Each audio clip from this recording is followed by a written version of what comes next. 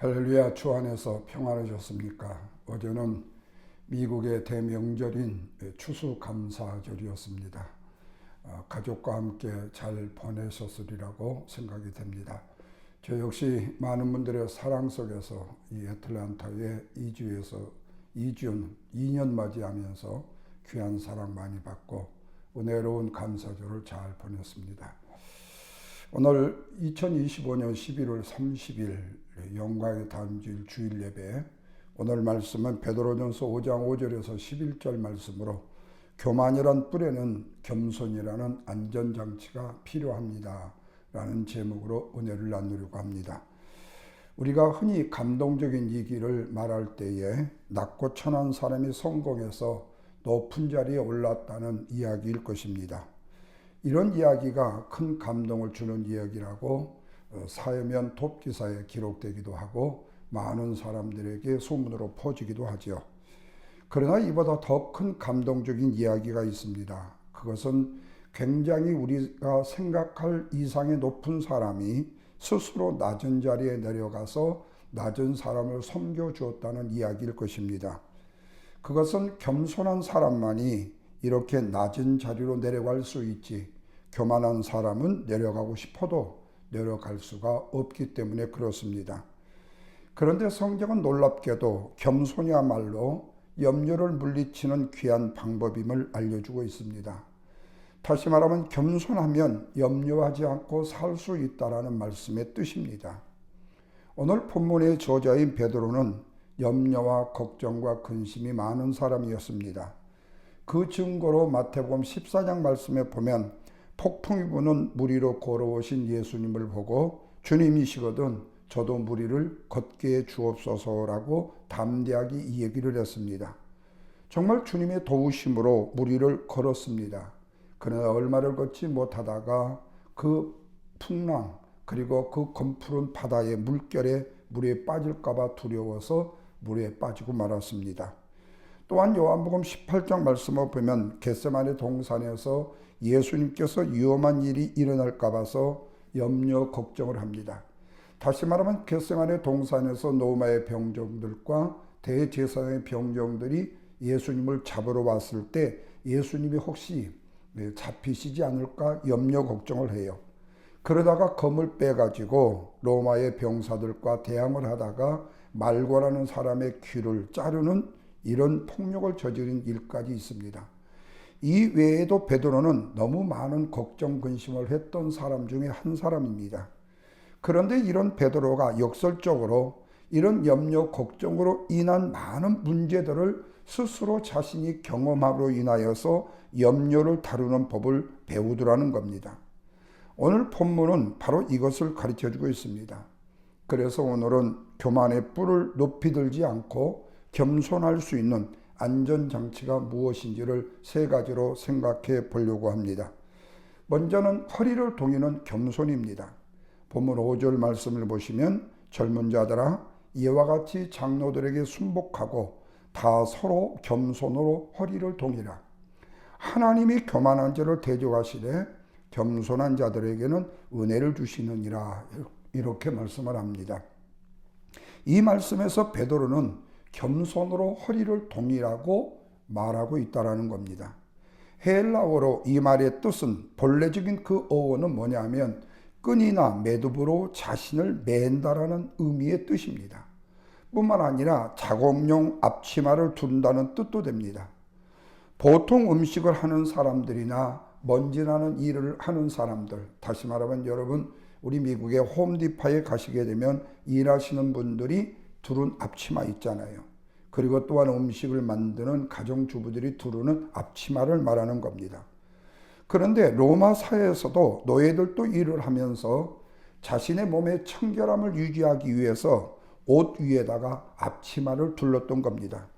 그래서 이 허리를 동인다라는 이 단어는 겸손한 봉사와 같은 말로 동일하게 쓰여지는 뜻입니다. 그러나 당시의 고대 사람들은 겸손을 미덕으로 여기지 않았습니다. 그래서 베드로가 서로가 겸손의 허리를 동이라, 서로가 겸손의 옷을 입으라고 말하고 있는 거예요. 여러분 잠언서 3장 34절 말씀에 보면은 하나님은 거만한 자를 비웃으시고 겸손한 자에게 은혜를 베푸신다라는 말씀이 나옵니다. 그런데 문제는 베드로 자신이 이런 말을 할 정도로 겸손한 사람이었는가 하는 거예요. 여러분과 제가 알다시피 베드로는 그렇지 못했습니다. 요한복음 13장에서 예수님께서 제자들의 발을 씻겨주신 사건이 나오죠. 그 상황을 상상해 보면 제자들은 더러운 발도 씻지 않고 이제 저녁을 먹으려고 이제 식탁에 앉았던 겁니다. 그런데 전통에 의하면 식사를 하기 전에, 그리고 어떤 사람의 집에 초대를 받아 그 집에 들어오기 전에 반드시 가장 낫다고 생각하는 사람이 다른 사람들의 발을 씻겨주는 것이 당시의 관례였습니다. 그런데 제자들 중에 아무도 그런 역할을 감당하려고 나서는 사람이 없었다는 겁니다. 그래서 예수님께서 모두에게 겸손의 법을 직접 발을 씻겨주시면서 보여주신 거예요. 그러면서 하시는 말씀이 내가 너희에게 이렇게 행한 것처럼 너희도 서로 발을 씻겨주라고 명령을 하셨던 거예요. 그렇다면 왜 제자들 중에 아무도 낮은 자의 자리에서 나서서 다른 제자들의 발을 씻겨주려 하지 않았는가? 그것은 누구도 낮은 자가 스스로 되고 싶지 않았기 때문이었습니다. 이런 일을 자처하게 되면 자동적으로 자신은 낮은 사람이 되어줄 수밖에 없기 때문에 그런 거예요.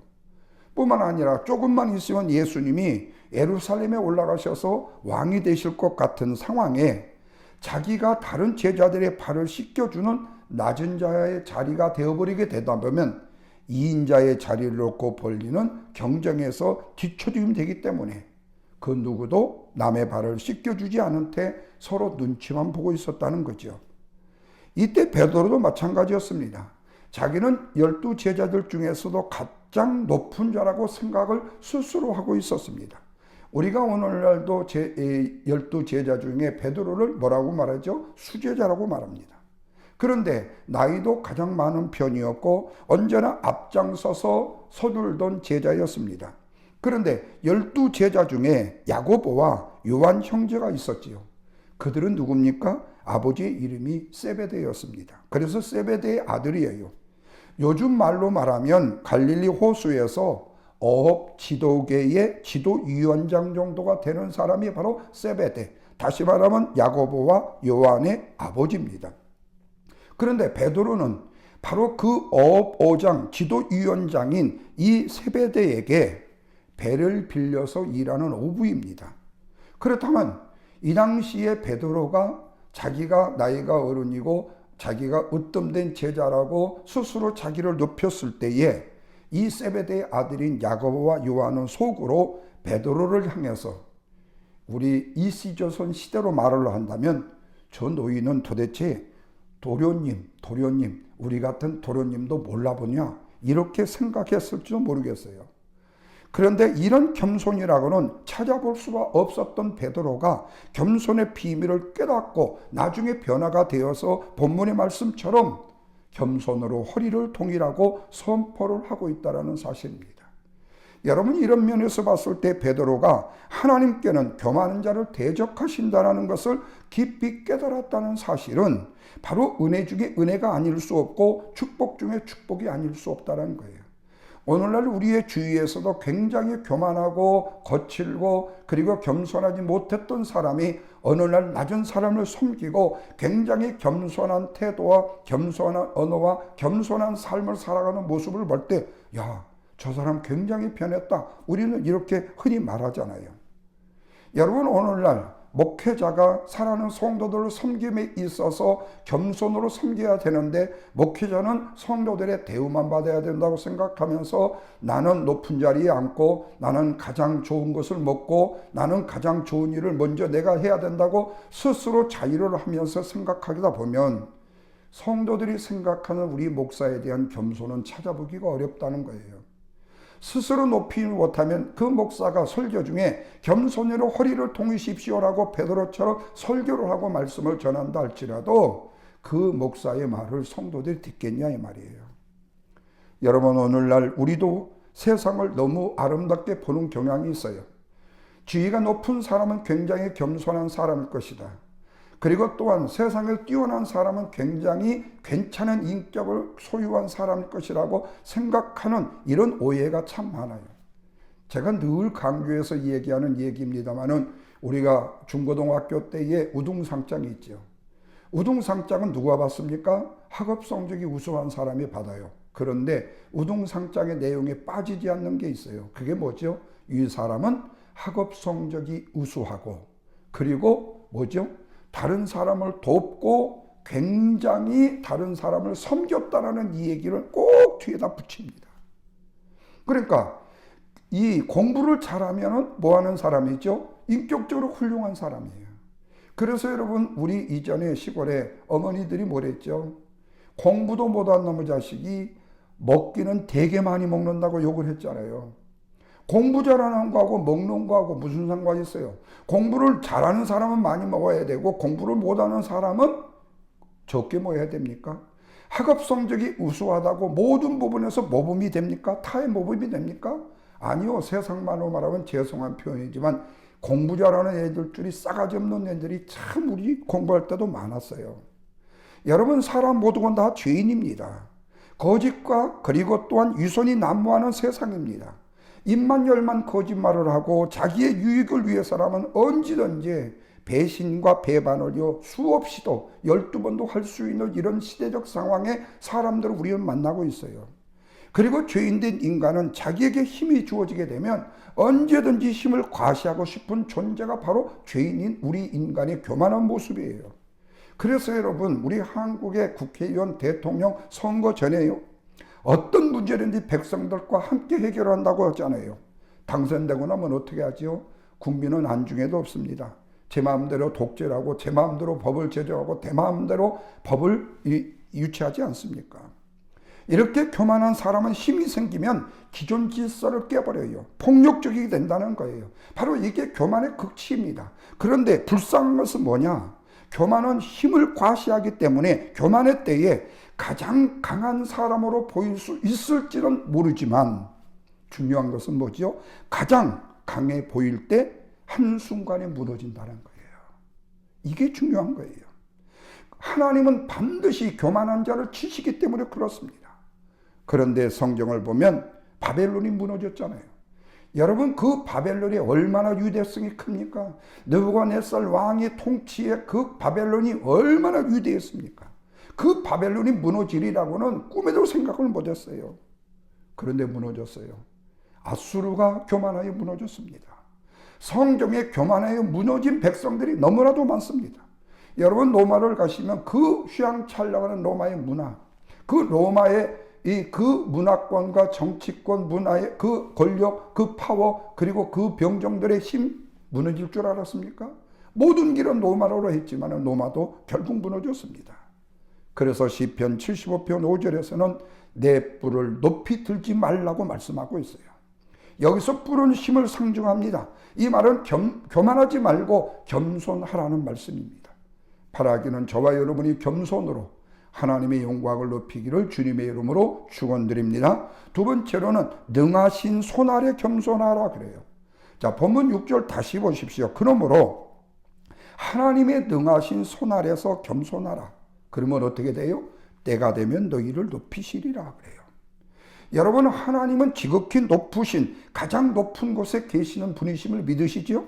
그런데 이렇게 높이 계신 분이 누구와 함께 있다고 말씀하고 있어요?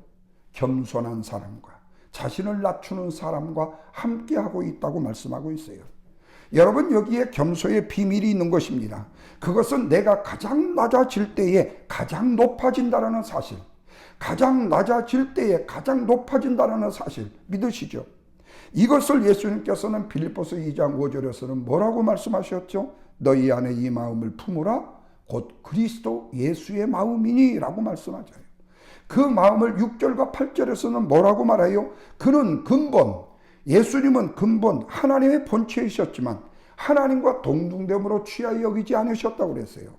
예수님은 당신을 피와 종의 형체를 가지고 성육신 하셨고 인간의 몸을 입고 이 땅에 오셨고 사람같이 되셨어요. 사람의 모양으로 나타나셨어요. 그런데 자기를 낮추시고 십자가에 죽기까지 복종하셨으니 십자가에 죽으심이라고 말씀하고 있잖아요.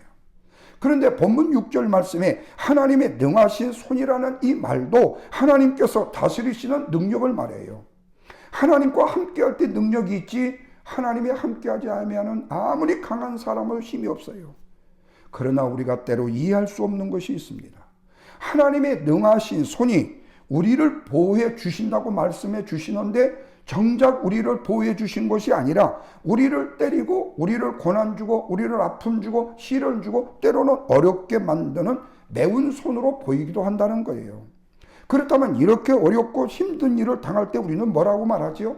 하나님께서 내게 어떻게 이룰 수 있느냐고 생각할 거예요. 내가 하나님을 잘 믿고 나는 겸손하고 생각하고 나는 하나님을 영화롭게 하는데 말입니다. 그러면서 하나님의 능력의 손이 나를 선한 곳으로 인도하시는 능력의 손이 아니라 나를 때리시고 나를 징계하시는 매운 손으로 인정할 때가 있다는 것, 생각할 때가 있다는 거예요. 그러나 성경이 우리에게 말씀하고 있는 하나님은 누구시죠? 당신의 자녀인 우리를 향해서 오직 하나님의 선하신 뜻만 가지고 계시는 분이시라는 사실을 믿으셔야 돼요. 하나님은 당신의 능하신 손으로 우리를 분명히 인도해 주시기 때문에 그래서 그분의 능하신 손 아래서 내 자신을 낮추어야 된다 말씀하고 있어요.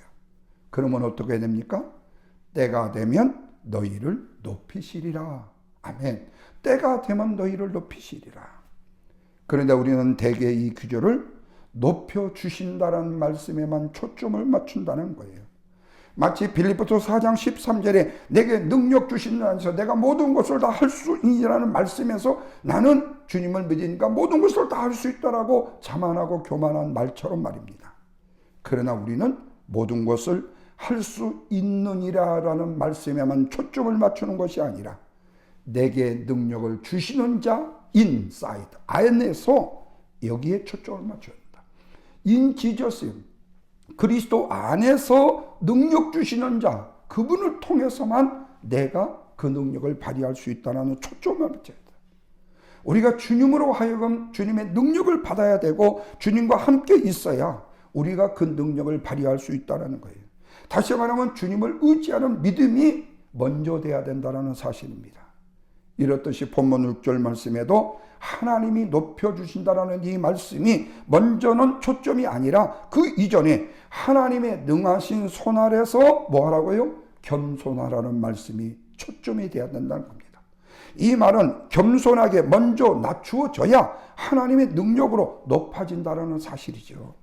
그래요 여러분, 우리가 신앙의 능력이라는 것도요, 십자가에서 죽지 않으면 부활이 없잖아요. 죽어야만 부활의 능력이 있잖아요. 하나님 미랄이 땅에 떨어져 죽어야만이 거기에 잎사귀가 나고 열매가 맺고 그리고 그 가지에 열매가 생기잖아요. 그런데 높아지기 위해서 낮아져야 되는데 낮아지지 않으면 높아질 수가 없는데 그래서 우리는 높아지기 위해서 먼저 낮아져야 높아진다는 겁니다. 언제 높여주신다고 했죠? 때가 되면. 그때가 언제인지 우리는 알 수 없어요. 그때가 나의 때가 아니고 내가 원하는 때도 아닙니다. 하나님의 때예요. 나의 때가 아니라는 거예요. 그러면 그때는 언제가 옵니까? 하나님께서 당신의 계획을 가지고 그 목적과 하나님의 선하신 뜻을 이루실 때를 말씀하고 있어요. 이렇듯이 여러분, 우리가 믿고 의지하는 하나님은요, 완벽한 때를 가지고 계시는 분이셔요. 믿으시죠? 하나님은 결코 아무 때나 움직이지 않습니다. 정확한 때에 움직이시는 분이에요. 이루시는 분이에요. 그러기에 예수님께서 이 땅에 오신 것도 아무 때나 오신 것이 아니라 아주 완벽한 때에 오셔서 완벽하게 십자가에 죽으신 거예요. 완벽한 삶을 사시다가요. 그렇다면 언제 오실까요? 정말로 하나님의 선하신 완벽한 때에 오신다는 겁니다. 그래서 우리가 하나님의 때를 신뢰한다는 것은 그리스도인의 믿음에 있어서 굉장히 중요합니다. 왜? 하나님은 분명히 가장 적절한 때 우리를 높여주시기 때문에. 그래서 지금 우리가 아무리 최악의 시련을 당한다 할지라도 주님을 믿는 사람에게 잠시 지나가는 것에 불과하다는 사실을 기억하시고 하나님이 주실 때를 기다리라는 겁니다. 뿐만 아니라 교만한 자에게는 하나님이 반드시 대적을 하시지만 겸손한 사람들에게는 하나님의 은혜가 반드시 임한다는 사실. 뿐만 아니라 교만한 사람은 빨리 망하지만 겸손한 사람은 영원한다는 겁니다. 바라기는 허리를 동이는 겸손으로 안전한 삶을 사는 저와 여러분의 삶이 되기를 주님의 이름으로 축원합니다. 마지막 세 번째로는요, 신뢰하는 법 아래의 겸손이에요. 신뢰하는 법 아래의 겸손. 자, 본문 7절 보십시다. 너희 염려를 다 주께 맡겨버리라. 이는 저가 너희를 권고하심이라. 여러분, 이 말씀을 우리말 성경으로 풀이하면 여러분 모든 걱정 염려를 하나님께 다 맡겨버리십시오. 하나님께서는 여러분을 돌보고 계십니다 라는 뜻이에요. 이 말은 우리가 겸손하기 위해서 나를 돌보시는 하나님에 대한 확신이 필요하다는 거예요. 겸손함을 위해서 나를 돌보시는 확신이 필요하다. 하나님께서 나를 돌보신다는 생각을 하지 못한다면 우리는 어려운 상황이 닥칠 때 자신을 낮추는 것이 불가능하다는 거예요. 어려운 상황이 닥치면 내 본성이 나온다는 거예요. 이기적인 욕망과 욕심과 교만이 나온다는 거예요. 그래서 하나님을 신뢰하는 법을 배우라고 말씀하고 있는 겁니다. 그렇다면 여러분, 신뢰의 기초는 뭘까요? 하나님께서 우리에게 반복적으로 보여주시는 돌보심이 있습니다. 그것은 뭐죠? 케어, 맡긴다라는 뜻이에요. 헬라어 단어로는요, 말 위에 담요를 휙 던지는 것처럼 어떤 물건 위에 다른 뭔가를 걸치는 것을 묘사하고 있다는 거예요. 말 위에 안장이에요. 그렇다면 오늘날 우리가 하나님께 맡겨야 되는 걱정, 근심거리는 무엇일까요? 원망과 불평 아닐까요? 낙담과 좌절 아닐까요? 의심과 절망 아닐까요? 회의와 고통 등일 것입니다. 이 모든 것을 어떻게 하라고요? 주께 맡겨버리라고요. 이 모든 것을 하나님께 휙 던져버리라는 거예요. 사랑하는 여러분, 우리는 성경에서 극심한 어려운 상황 가운데서도 하나님에 대한 신뢰를 실천했던 한 사람, 한나라는 여인을 잘 알고 있습니다. 한나는 너무나도 슬프고 절박한 심정으로 하나님 앞에 엎드려서 간절히 성전에서 기도합니다. 그런데 이것을 엘리 제사장이라는 이 미치왕이 제사장이 술에 취했다면서 한나를 야단을 치는 거예요. 여러분, 이때 한나의 기분이 어땠을까요? 바로 이런 일이 우리에게도 일어날 수 있다는 거예요. 때로 나는 지금 감당하기 어렵고 힘든 일을 겪어서 힘들어 아파하고 고통하고 있는데 이것을 본 주변 사람들이 나를 오해하고 있다는 거예요. 오히려 더 많은 짐을 지으려고 할 때 우리는 너무 힘이 든다는 거예요. 여러분, 사랑하는 자녀들이 엄마 아빠의 심정을 이해할 수 있을까요? 이해하지 못해요. 수고의 무거운 짐을 지고 살아는 자녀들을 양육하고 키우기 위해서, 교육하기 위해서 힘써 애써 수고하는 부모님들의 마음을 이해하나요? 못해요. 그런데 이런 시련의 터널을 지나고 있을 때 비록 끝이 보이지 않는다고 할지라도 지금 안 된다, 된다 결론을 짓는 것은 어리석은 일이다. 분명히 끝은 있다는 겁니다. 어떻게 합니까? 하나님께서 이미 약속해 주셨기 때문에. 하나님은 때가 되면 분명히 우리를 들어 뭐라고요? 올리신다고 말씀하고 있잖아요. 그래서 어렵고 힘든 때 우리가 할 일은 염려나 걱정이나 근심이 아니라 하나님 앞에 엎드려지는 겸손이라는 사실을 믿으십시오. 그리하면 10절 말씀 보십시오. 모든 은혜의 하나님께서 그리스도의 영광에 들어가게 하신 이가 잠깐 고난을 당하는 너희를 친히 온전하게 하시고, 자, 잠깐 고난을 당하는 우리를 친히 온전하게 하시고 굳건하게 하시고 강하게 하시고 터를 견고하게 하신다라고 말씀합니다. 아멘. 나를 오해하는 사람에게 따지고 싸우는 것이 해결책이 아니라는 말씀이죠. 어렵고 힘들고 두려움과 염려가 찾아올 때 그것을 물리치려고 혼자 애써 힘써 수고하지 말고 하나님께 말씀을 드리라는 거예요. 하나님께 맡겨 던져버리라는 거예요. 그러면 모든 염려를 우리 주님께서 맡겨 그 일을 책임져 주신다는 말씀이 됩니다. 그 다음에 하나님이 주신 계획을 세우고 하나님께서 맡겨주신 책임을 다하는 것입니다. 이것이 바로 바른 겸손한 사람, 믿음을 가진 사람의 태도라는 겁니다. 그러므로 하나님에 맡긴다라는 사실은 너무 어렵게 생각하지 않아도 됩니다. 내 자신이 먼저 겸손으로 변화되는 겁니다.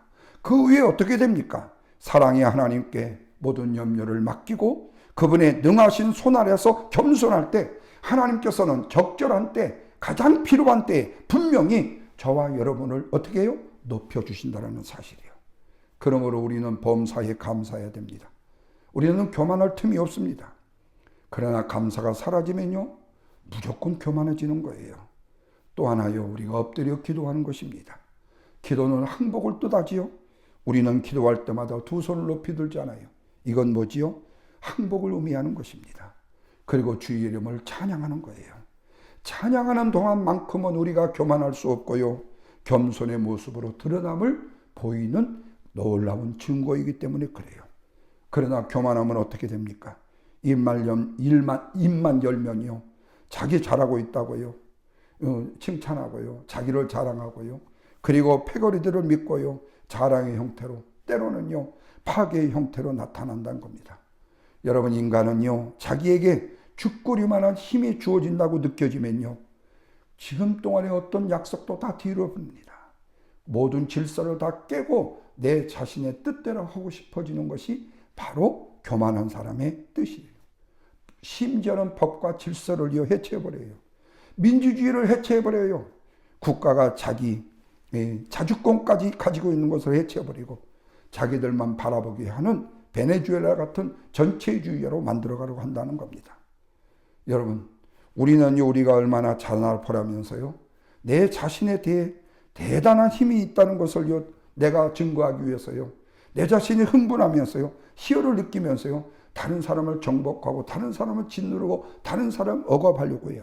거기에 꼼짝 못하는 그것을 봤을 때 역시 힘이 최고야. 그 교만을 드러낸다는 거예요. 그러나 여러분, 여기서 중요한 사실은 뭐지요? 자기만의 겸손의 유지장치를 찾지 못하면 그 사람은 반드시 그 교만으로 인하여 망하고 넘어지고 짓밟히고 쓰러지고 만다는 사실입니다. 그렇다면 하나님께서 우리를 끝까지 가게 만들어 주시는 안전장치는 뭐지요? 바로 겸손인 것입니다. 사람에게 최고의 적은 교만이기 때문에, 그래서 바라기는 여러분, 겸손보다 강한 안전장치는 없다라는 사실을 기억하시면서 겸손으로 교만의 뿔을 높이 들지 않는 저와 여러분의 겸손한 삶, 하나님 보시기에 아름다운 삶, 때가 되어 이루는 삶, 그리고 내 자신을 낮추고 주님께 맡기는 삶을 살아가는 우리 모두가 될 수 있기를 주님의 이름으로 축원을 드립니다.